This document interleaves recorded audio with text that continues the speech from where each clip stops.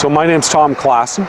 This is my son Aidan, who's been involved with the business for the last couple of years. I got into the restoration business about 15 years ago. There was a little ad that ran in the London Free Press with the ad read, business for sale, no competition, a couple of other little things. And the gentleman owned a business down in Dutton, Dunwich. John was his name. And he had developed a clientele installing foundations for new monuments. So he dealt with various monument dealers in Lambton County, primarily, installing foundations. And I went to a job site where he was working in Petrolia, and I spent a couple of days with him, and I became very interested in what he was doing. But the opportunity that I saw really wasn't so much for installing new foundations. What I found looking around was that there was a real need for restoration work.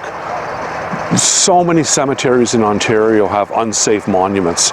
And just standing around in Petrolia that day and just looking around, I immediately thought that's where the opportunity lies.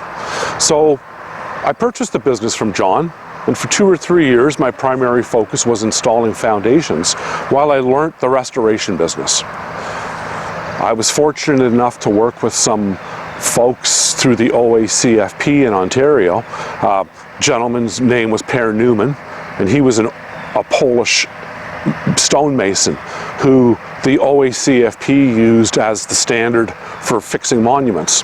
And then I met a gentleman by the name of Satch Killam, who worked for a gentleman by the name of Paul Taylor at Woodland Cemetery in Guelph. And Paul was very adamant about the state of his cemetery.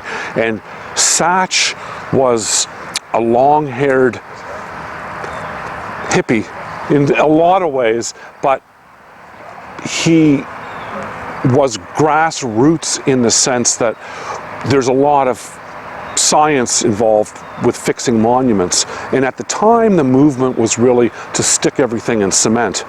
But after working with some of these gentlemen, and there was another publication that was put out called Landscape of Memories. And that was penned by a lady by the name of Tamara Anderson Cartwright and published by the Ontario provincial government. And it is a step-by-step guideline on how to properly fix historical monuments.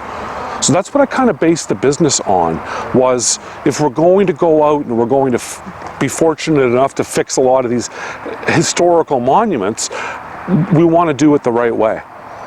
And now you have your son involved as well. And at the tender age of 8, Aidan started joining me in the cemetery business.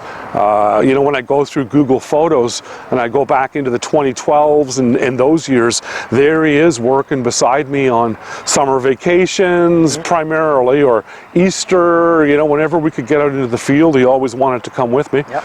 So even though he's 21, he's got 10 years under his belt.